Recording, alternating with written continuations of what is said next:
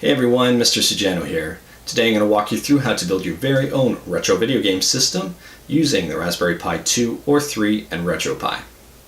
But before I get started, a few people have asked why even consider using the Raspberry Pi as a retro video game system when you can use a far more powerful PC or a more portable Android tablet or cell phone. And the answer is actually pretty straightforward and simple.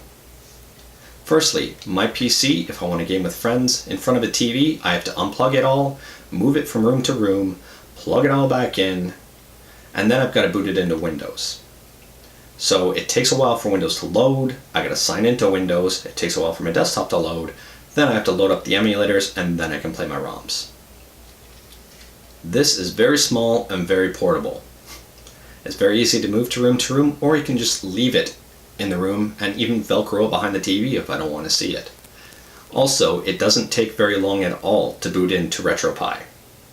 Honestly, you just plug it in and it turns on automatically, boots right up into RetroPie, and you can select your emulators and ROMs. You don't need a keyboard and mouse to do that. It's just using the gamepad, you're good to go.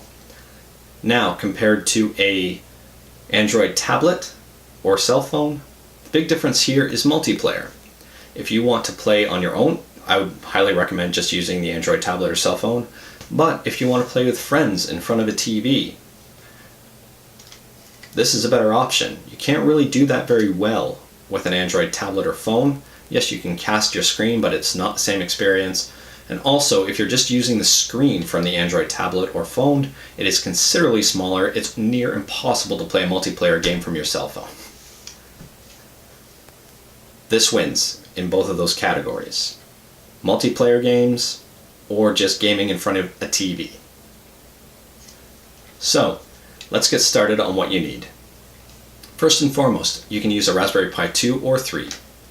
Both setups are the exact same. Here's a Raspberry Pi 2 in a Raspberry Pi 3 case. The Raspberry Pi 3 case fits on the Raspberry Pi 2, the Raspberry Pi 2 case fits on the Raspberry Pi 3. Doesn't matter. So get whatever you can. I'm going to leave a link to everything in the description. So you're going to need your Raspberry Pi 2, Raspberry Pi 2 case. You're going to need a micro SD card in order to load RetroPie on. You're going to need a USB stick handy. You're going to need an HDMI cable to deliver sound and video to your TV from your Raspberry Pi. You're going to need a power source. I highly recommend a 5 volt 2.5 amp power source, and that's using a micro USB connection. It's very, very common, it's easy to find. Don't go under 2.5 amps. Now you're also going to need controllers, and these are pretty simple and straightforward. I recommend the iBuffalo SNES style controllers. These are some of my favorites. They're inexpensive and they're pretty quality controllers. Yes, they're not as good as an SNES controller, but at the same time, they're good, especially for the price. Now, you can use different controllers on the RetroPie, or actually on the Raspberry Pi running RetroPie. Apologies there. It doesn't really matter as long as it's a USB. It has to be a USB connection. If you wanted to, for example, use an SNES controller, you then have to buy an adapter to plug into the end of the SNES controller and then plug the USB into the Raspberry Pi. I highly just recommend a USB controller. You can use an Xbox 360 controller, you can use a DualShock 4 PlayStation controller as long as it's wired, you can use a DualShock 3 controller as long as it's wired. I don't recommend trying to set up Bluetooth on the RetroPie. The experience is not near as great as it is wired. Lastly, what you're going to need is something to read that micro SD card of yours. If you have an SD card reader on your computer, great. If you don't, just go out and buy one. They're very, very inexpensive. So I'm going to flip this over to my computer, show you how to load RetroPie onto the micro SD card. Then I'm going to show you how to boot up, set up RetroPie, and then put games on your RetroPie using a USB. Alright, now here's my desktop view. So the first thing you're going to want to do is download RetroPie. And the easiest way to get there is to type in RetroPie, one word, into Google search. And that will bring up retropie.org.uk.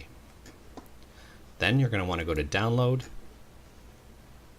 and then you're going to want to download Raspberry Pi 2/3. Now this is roughly a 581 megabyte file. The second part to this is to download the program to install it. I like to use a bit of a cheating method, and that is using the Kodi installer to install RetroPie on your system. To do that, you go to libreelec.tv. The easiest way to find this is to type in libreelec, all one word, into Google. It is the very first search result. Then you're going to want to click Downloads. If you're running Windows, download it for Windows. So once you've opened LibreElec USB SD Creator and you've downloaded RetroPie, ignore option 1 of Select Version. What you're going to want to do is click on Select File from Download or select a local image file. From this, I downloaded RetroPie, and then I want to write that image to my SD card.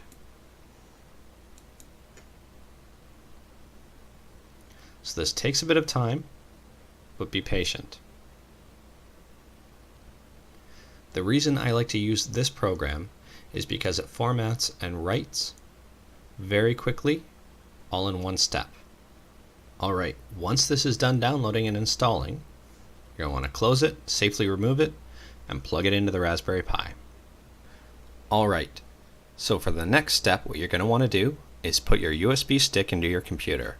It can be any size, it doesn't matter. This one is an 8 gigabyte one. What you're going to want to do is you right click, Format.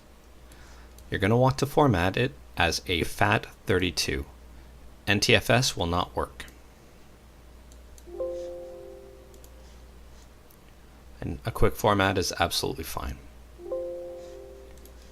Once that's formatted, you're going to open it up, click New, Folder, and you're going to want to type in RetroPie as one word.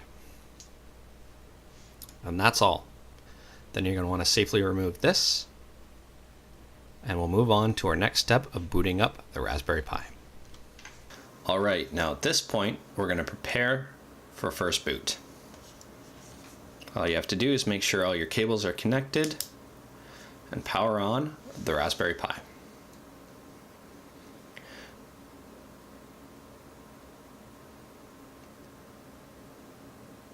This takes a little bit of time, so please be very patient.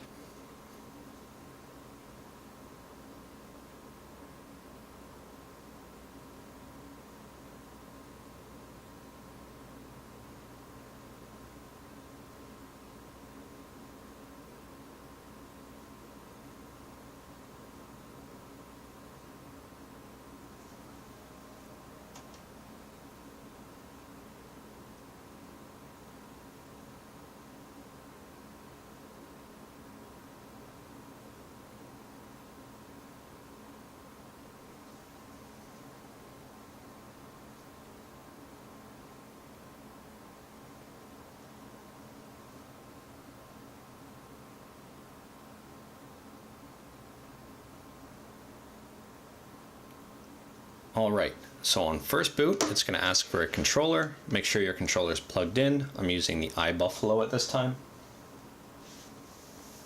Hold a button for your device to configure it. So I'm going to hold a button. Now it's going into your button configurations. So D-pad up, down, left, right, start select.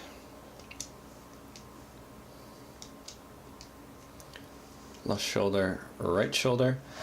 Now you can see here, I've run out of buttons. If you're using an Xbox 360 controller or DualShock 4, you will have buttons that you can assign these to, but unfortunately I'm out. So at this point, all I have to do is press and hold any button to skip. So I'm just going to keep skipping.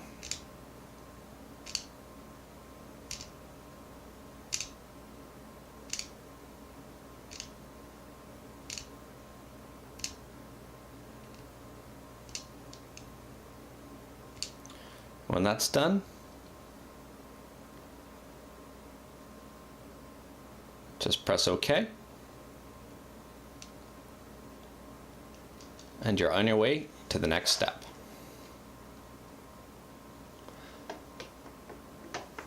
So at this point, you're going to want to plug in your USB key that you've just formatted.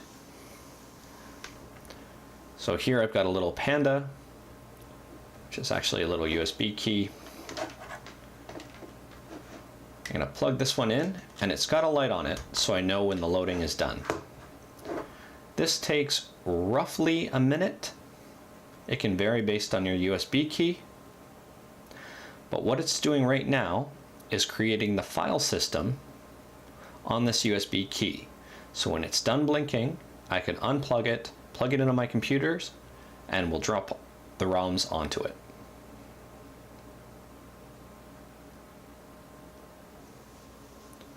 Okay, the blinking is finished, so it's time to plug it into my computer.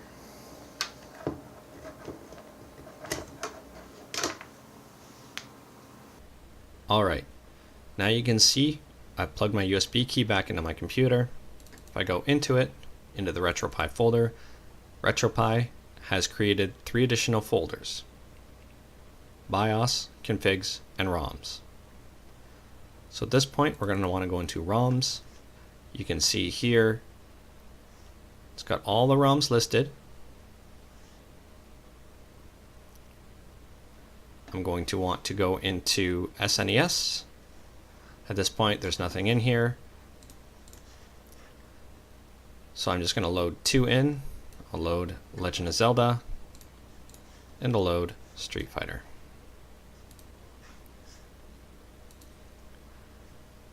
If you have other ROMs, feel free to put them into any of these files to the corresponding system. If you require a BIOS file for your system, all you have to do is plug the BIOS file into the BIOS folder. For the purposes of this, SNES does not require a BIOS. So now I'm going to safely remove my USB key and plug it back into the RetroPie. Alright, at this point our RetroPie is just waiting. I'm going to plug in the USB key back into the RetroPie.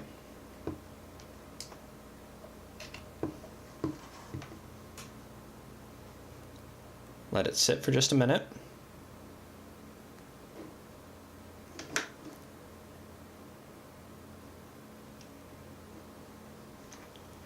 And now, all I have to do,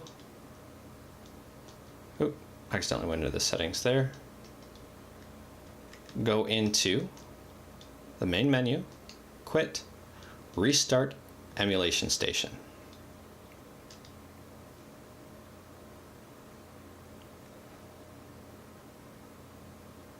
So I've restarted. It's recognized that I put a Super Nintendo game in, and it's given me the Super Nintendo option. I can select it, and I can see the 2 games that I added to the system here. So the next order of business is to try the game out.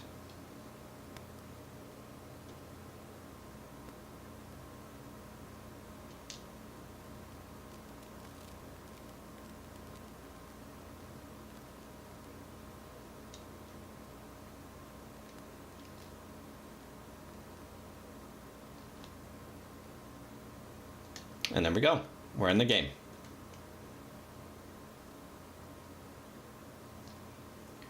So that's all. If you have any questions, please leave them in the comments, and I'll do my best to answer them. Thanks, everyone.